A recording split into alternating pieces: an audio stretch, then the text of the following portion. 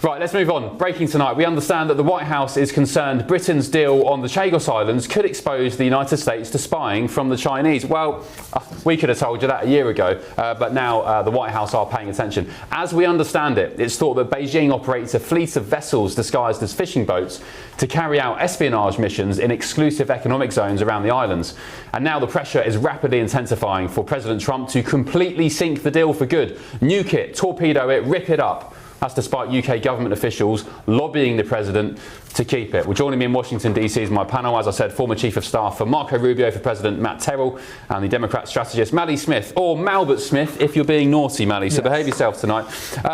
On the streets of Washington, D.C., listeners, viewers, panel, I'm describing this as a battle between the globalist deep state. You've got officials, Matt, from the Foreign Office in the UK, the British Embassy, you've got Jonathan Powell, who is Keir Starmer's National Security Advisor, and you've also got representatives from the CIA and the NSA, all in President Trump's ear saying, no, keep this deal, it's fine, China won't be an issue, let the UK give away the Chagos Islands and 30 billion quid in the process. And then you've got on the flip side, MAGA UK patriots who understand quite clearly that this deal is, as I keep describing it, it's the best way to describe it, it stinks like kippers for breakfast. What's your take on this deal? Will President Trump nuke this deal next week?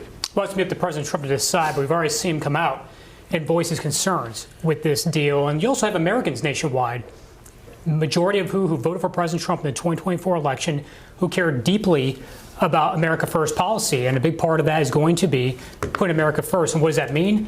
Making decisions that make America more prosperous, safe, and secure.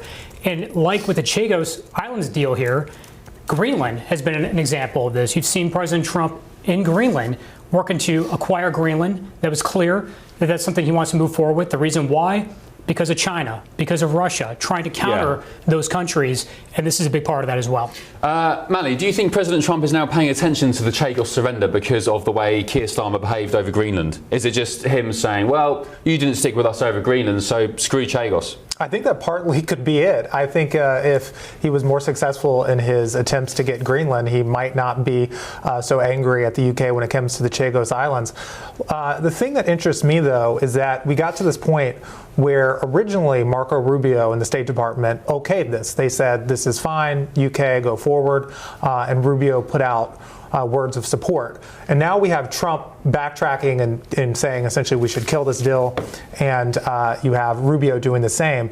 And it's just surprising to me it got to this point where they had to take steps back and essentially withdraw that this is something they wanted to do, because to me this always seemed like a deal that President Trump would dislike.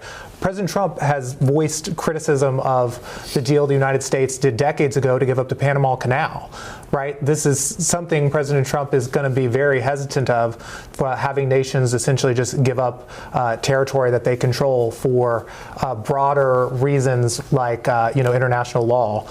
So it's just interesting to me that we got to this point in contradiction of what Trump would usually do. Charlotte Griffiths is down the line. Charlotte, good morning. How are you doing? Thanks for your company. I don't understand why the Americans initially agreed to this last year. It was Joe Biden's deal, but Trump has an off-ramp now. I think he can say next week, this was Biden's deal. It's rubbish, it stinks, I don't want anything to do with it. But I just don't understand why the administration initially, even when Trump was elected later in the year, didn't torpedo it. The argument is, Charlotte, that the Labour government duped them. They didn't tell them about all the little caveats, the national security issues. They just went to the administration, we hear, and said, no, it's fine, trust us, we've looked into it, we've done the legalities. What would happen for Sir Keir Starmer's reputation, Charlotte, if and when this deal is nuked and Chagos stays under British rule? Well, it'll be yet another U-turn for Keir Starmer. He already looks completely weak for even entering into this discussion, into this deal in the first place.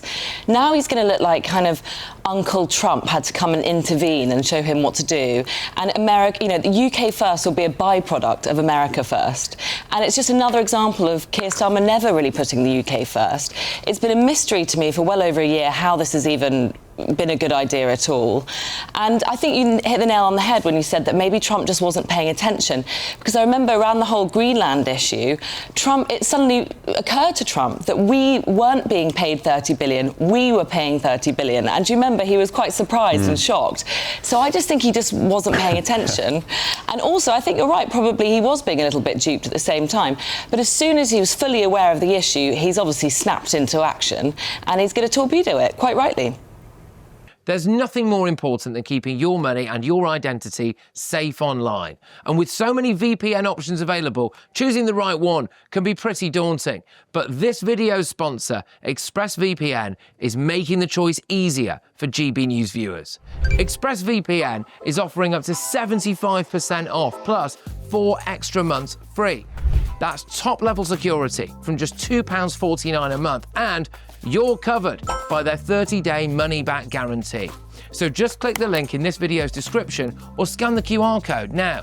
Remember, when you're online, you are often sharing personal data, so hackers can steal your information, your passwords, your photos, and your bank details in just seconds.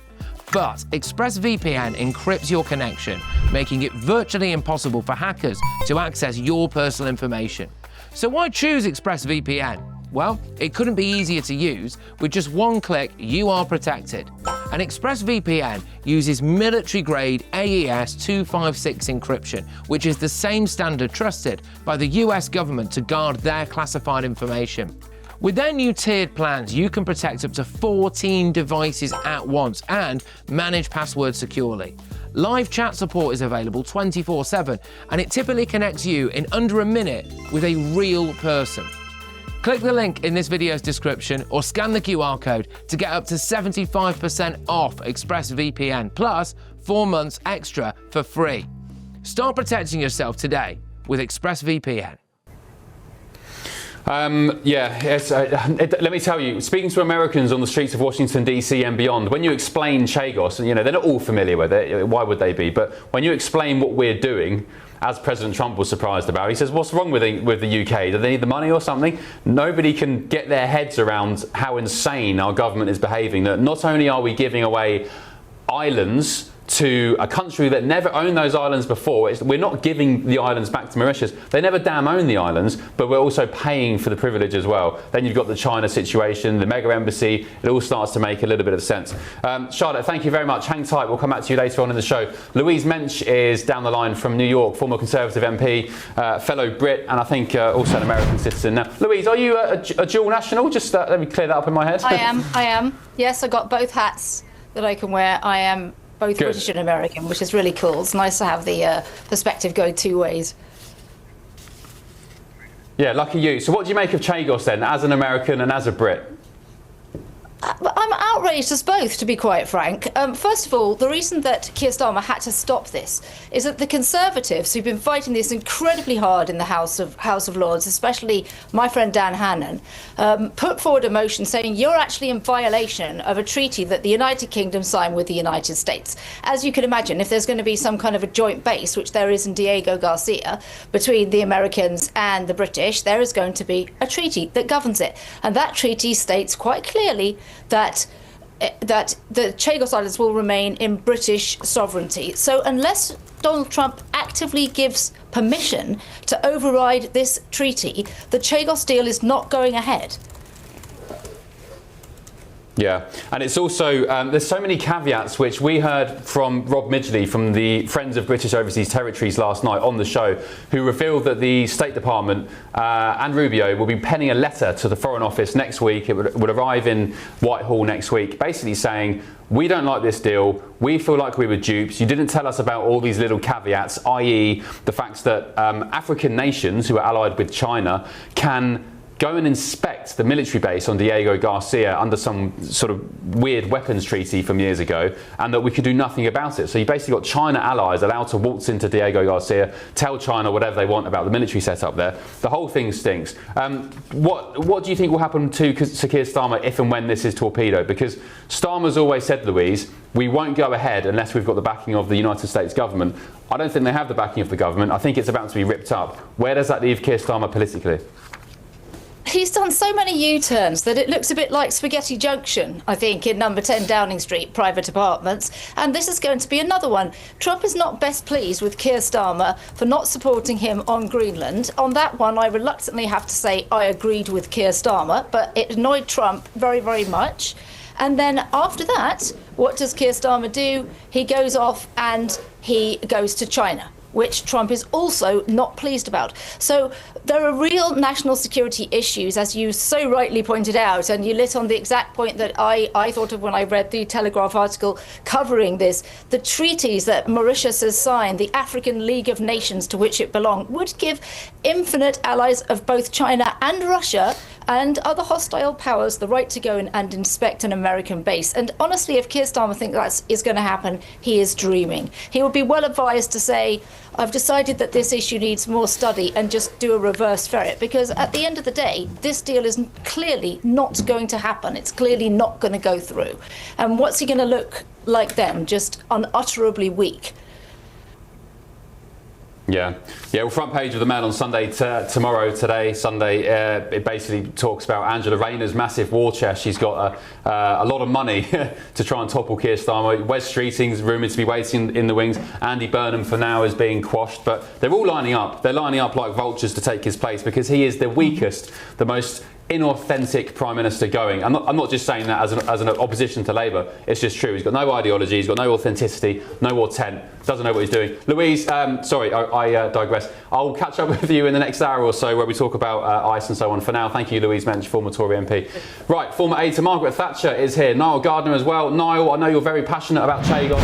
I think this is the beginning of the end. I think it's a matter of time. As night comes today, I think Chagos comes to destruction. What's your take? Yeah, you're absolutely right, Ben. I think we're definitely going to win this battle, actually, and this will be a huge humiliation for Keir Starmer, and I think a defeat that will be big enough, potentially even to bring him down, because after all, the Chagos surrender deal is the flagship foreign policy initiative of the Labour government, and if this all collapses, which I expect it will do, I do think this is big enough actually to bring about Keir Starmer's downfall as Prime Minister, and which is why, of course, Starmer is fighting so hard right now to try and salvage the deal. And Downing Street is spending a huge amount of political capital in Washington as we speak, trying to convince civil servants actually within the Trump administration to side with the surrender deal. And I think this approach as well by Keir Starmer, it's nefarious. It's very dangerous. They're trying, of course, to undermine President Trump, who's 100% opposed to the Chagos surrender deal. And so the game that the Labour government is playing in Washington, I think, is hugely destructive. And there's going to be a furious backlash, I think, from the White House. Niall, let's talk more about that, because for me, as I've been describing it, it is the British and American deep state, the globalists running around the streets of Washington trying to lobby the Trump administration. You've got Jonathan Powell, Keir Starmer's national security advisor. You've got officials from Downing Street. You've got officials from the Foreign Office. You've got officials from the British Embassy here in Washington, alongside, in their little squad of globalists, representatives from the CIA, from the NSA, all trying to win the ear of President Trump and say, no, it's fine, President Trump, go ahead with it, give away the Chagos Islands, it's fine. Sorry, allow the Brits to give away the Chagos Islands.